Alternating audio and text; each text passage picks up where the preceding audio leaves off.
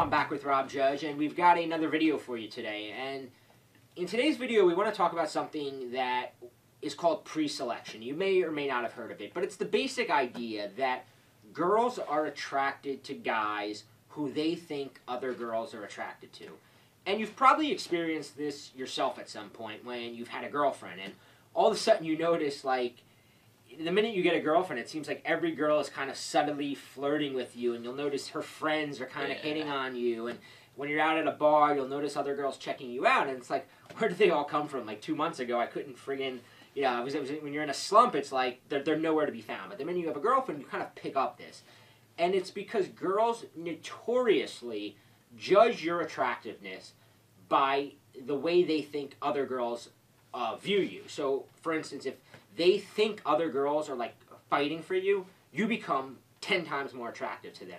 You know, as guys, we don't really understand this, because as guys, we look at a hot girl and we're like, oh, she's hot. And if she's dating an ugly guy, we assume the guy has good game. And that's just kind of how it is. If a guy who's not so physically attractive is with a hot girl, we just assume he has good game. And girls are the same way. They assume, oh, he must have good game. So, the good news is that girls are notoriously bad at realizing this. When they meet you, they don't know if you're, you've got game, you get a lot of girls, or you don't get a lot of girls. The bad news is that a lot of guys give off the signs that they don't get girls, that they are kind of hungry, and they aren't one of those guys that are quote-unquote pre-selected. And a great place to look for this, if you look at even just social media, the guy that's waiting for that girl to put up a status update or a picture, and he's the first one to comment, or like, he's on there commenting, liking stuff, on Instagram, he's tweeting to her. It's pretty obvious. I mean, the guy thinks, oh, I'm communicating with her, I'm seeing on her radar, I'm showing her that I appreciate what she's putting out there. But what those guys are really communicating is, I have nothing better to do than sit in front of my computer and wait until I can establish some form of contact with you, and I'm going to jump all over that. Another great example is guys who text girls too much, send long texts, text back and forth too much. If she feels like, wow, this guy is just sitting around waiting for me to text him, or, as soon as I show him any sort of attention or interest or anything, he's just jumping all over it, it really communicates that you probably don't have many other women in your life. You're probably, you're not in demand, that she's the only thing you have going on right now. Yeah, a lot of guys, a big mistake guys make, and Rob and I get this all the time. We get questions from guys who go, this girl was really into me, and like we hit it off, and we had this couple great dates, and then all of a sudden she like got cold and disappeared and lost interest. And the reason this happens is because, like we said, girls are into guys they believe other girls are into, right? And they test you. Whether they realize they're doing it or not, they are testing you. And what happens is a girl will make herself completely available to you. She'll be like wanting to hang out, and you'll be like, holy shit, this girl's like, she must really like me. She wants to hang out with me like 4 nights in a row. I gotta like, she wants to hang out with me. Why would I not hang out with her?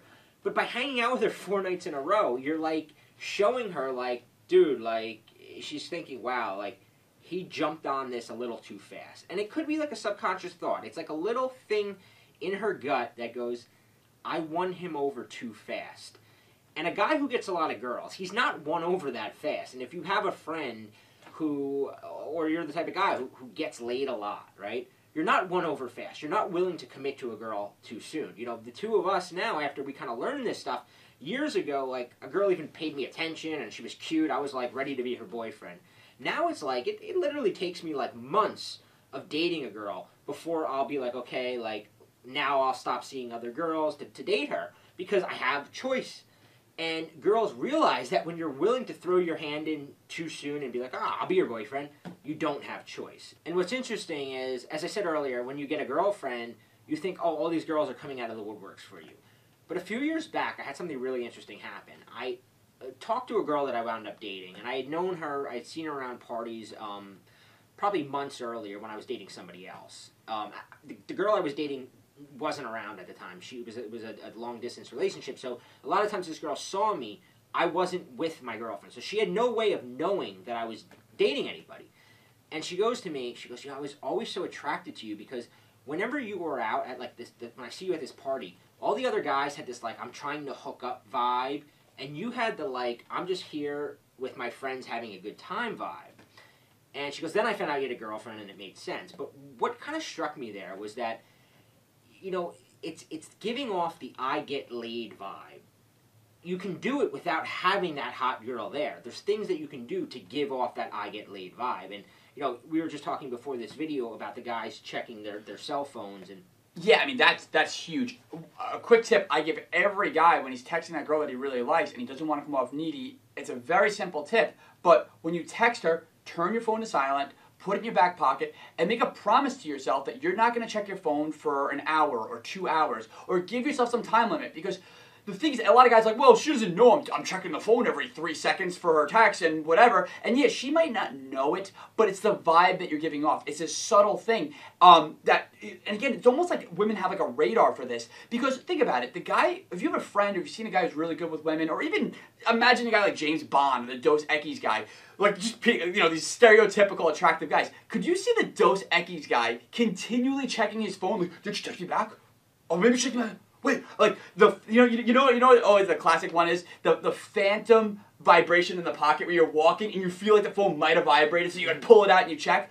Don't be that guy. Put it on silent. Because the other thing that happens too, and this is kind of a more interesting psychological aspect of all this, is that when you're constantly checking your phone and you're constantly thinking about her and you're constantly reinforcing how much you like her, you're putting yourself into something that Bobby and I call emotional quicksand. And what this is that this is where the needy behavior comes from. This is where that hungriness really comes from. The hunger of like wanting this girl so bad comes from the fact that you're constantly in this emotional quicksand where you're putting yourself back into that position where you're depending on her for her approval, for her affection, for her interest. So it might be really hard for you to silence that phone and put it in your pocket and not check it. But just doing that one thing will really help a lot to keep you out of that emotional quicksand and to help you give off that I get laid vibe.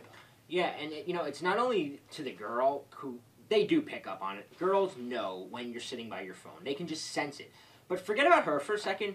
If you're out at a bar, you're at a party, and you're pulling your phone out and you're checking it, every girl who's checking you out sees you do that. She sees you check it, look in your phone, put it away. She sees that you've got that I'm waiting for something to come and, you know, make my day better kind of vibe, as opposed to the, hey, I'm out drinking beers with my friends, conversing, flirting with girl vibe, which makes you look a lot more attractive. Now, there's several ways you can become that pre-selected type, the give off the I get laid vibe. You know, there's the sneaky things you can do.